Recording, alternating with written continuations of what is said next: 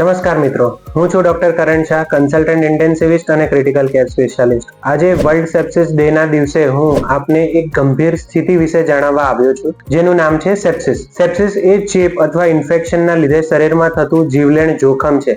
આનાથી અંગો ઉપર ઘણી ગહેરી અસર પડે છે, જેમાં મુખ્યત્વે લક્ષણો જેવા કે વધારે તાવ આવવો, શરીર ઠંડુ પડી જવું, શ્વાસ લેવામાં તકલીફ પડવી, બ્લડ પ્રેશરનું ઘટાડો થવો, ગભરામણ થવી, યુરિનની માત્રા ઓછી થવી જેવા લક્ષણો હોઈ શકે છે.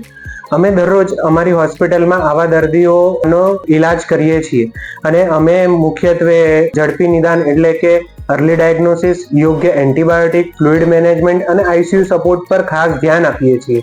અને સાથે સાથે અમે એન્ટીબાયોટિક સ્ટુઅર્ડશિપ નામનો પ્રોગ્રામ પણ ચલાવીએ છીએ.